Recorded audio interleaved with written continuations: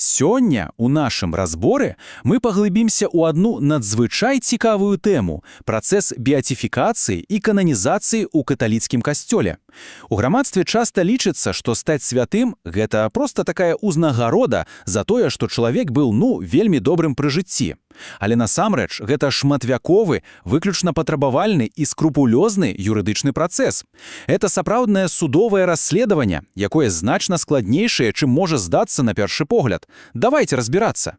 Каб дасканала ва ўсім разабрацца і зразумець, як менавіта касцёл ацэньвае святасць, наш матэрыял сёння пройдзе праз 5 ключавых этапаў. Мы пачнем з самой канцэпцыі славы, потым абмяркуем яе пашырэнне, якасць, славу знакаў і, нарэшце, юрыдычную асноўку ўсіх працэсаў. Пачнем з першага пункта. Канцэпцыя славы, або вызначэння самага галоўнага, базавага патрабавання.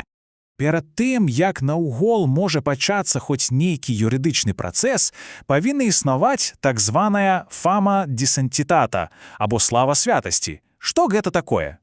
Гэта не проста здагадка, маўляў, чалавек дакладна трапіў у рай. Зусім не. Касцёр не абапіраецца на нейкія цьмяныя чуткі.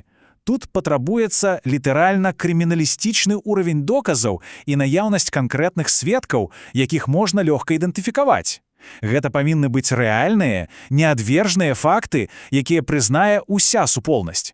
Гісторыя эвалюцыі гэтага стандарту сапраўды ўражае. Уявіце сабе сярэднявечча. Тады вялізнаю вагу меў голас народа. Натоўп мог літаральна аб'ясніць кагосьці святым на плошчы. Але з цягам часу адбыўся неўхільны пераход да высокаструктураваных, сучасных правілаў.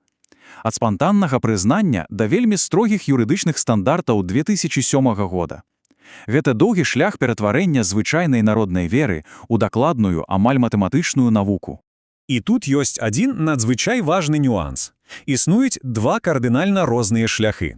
З аднаго боку, гэта слава святосці, рэпутацыя жыцця, пражытага з пастаяннай штодзённай гераічнай цнотай. З іншага боку, слава пакутніцтва.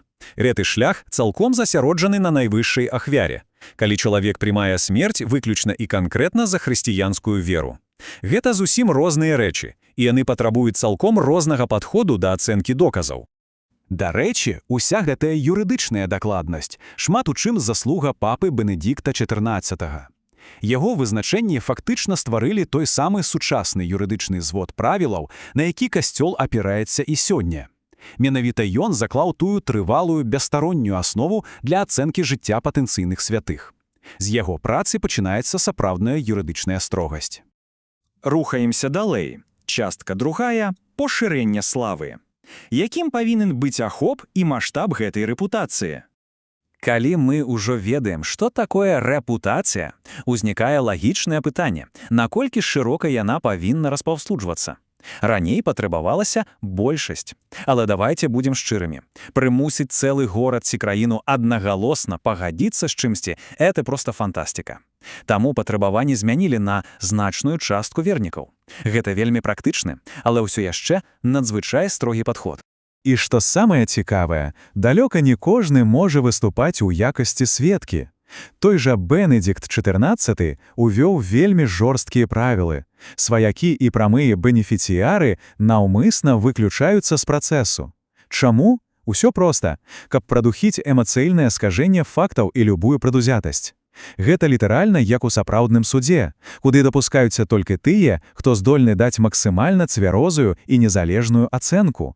А цяпер варта звярнуць увагу на адну вельмі нечаканую біблейскую цытату. «Гора вам, калі ўсе людзі будуць добра гаварыць пра вас». Гучыць парадаксальна, праўда? Але ў гэтым хаваецца бліскучая псіхалогія касцёльных юрыстаў. Калі абсалютна ўсе спяваюць чалавеку дыфірамбы, гэта адразу ўспрымаецца з падазрэннем. Гэта выглядае штучна. Сапраўдная рэпутацыя не бывае татальнай. Трэцяя частка – якасць славы. Тут гаворка ідзе пра аўтэнтычнасць у супрацьвагу штучнасці. Колькасць людзей – гэта адно, але касцёл скрупулёзна правярае яшчэ і саму аўтэнтычнасць веры. Сёння гэта актуальна як ніколі. Уявіце сабе кантраст паміж арганічнай адданасцю, калі людзі самі па ўласнай волі ідуць да магілы, і штучнай славай. У нашу эпоху піар-кампаній і сацыяльных сетак касцёл вельмі строга сочыць, каб слава не была вынікам хітрага маркетингу. Сапраўдная вера проста не мае патрэбы ў рэкламе. І кананічныя тэксты недвухсэнсоўна пра гэта кажуць. Яны служаць магутнай юрыдычнай абаронай, перасцерагаючы суддзяў ад схаваных матываў. Рэпутацыя абавязана зыходзіць ад надзейных людзей з чыстай верай, а не ад нейкіх ініцыятыўных груп, якія маюць власны план і хочуць хуценька прасунуць свайго кандыдата. Больш за тое, слава павінна быць вельмі стабільнай. Гэта не павінен быць нейкім мімалётны вірусны тренд, які сёння ўспыхнуў, а заўтра ўсе пра яго забыліся. Не, яна павінна стаць глыбока укараненым, непахісным стулпом унутры супольнасці, які не залежыць ад зменлівых эмоцый. Пераходзім да 4-й часткі.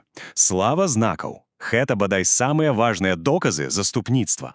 Справа ў тым, што адной толькі рэпутацыі святога жыцця катастрафічна мала. Быць проста выдатным чалавекам пры жыцці – гэта цудоўна, але неабходна тое, што называюць славай знакаў. Павінна існаваць шчырая вера ў тое, што гэты чалавек прама цяпер актыўна заступаецца за людзей з неба, і што малітвы да яго даюць рэальныя вынікі. І вось тут пачынаецца самая сер'ёзная перашкода – сапраўдны тупік. Якім бы неверагодна святым не здаваўся чалавек, калі славы знакаў няма, юрыдычнае расследаванне нават не зрушыцца з месца.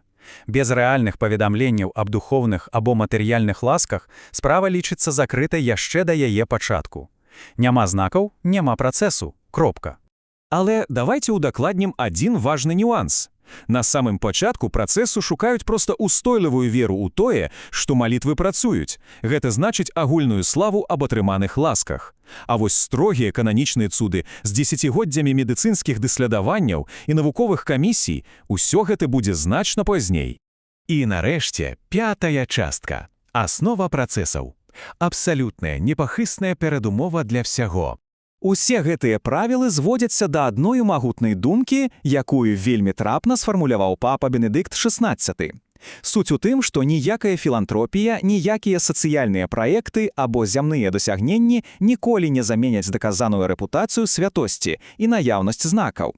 Зямныя заслугі, якімі б вялікімі яны не былі, з юрыдычнага пункту гледжання абсалютна недастатковыя. Гэтая дырэктыва дзейнічае як канчатковы, непрабіўны фільтр.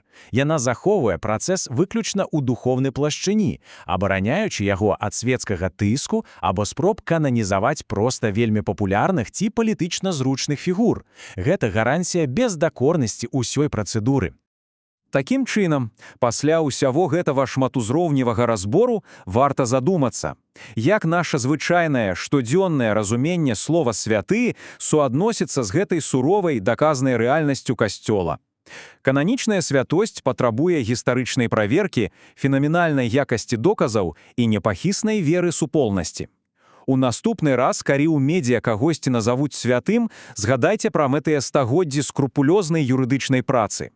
Сапраўдная кананізацыя – гэта ніколі не пра папулярнасць. Гэта пра неабвержныя доказы выключальнага жыцця.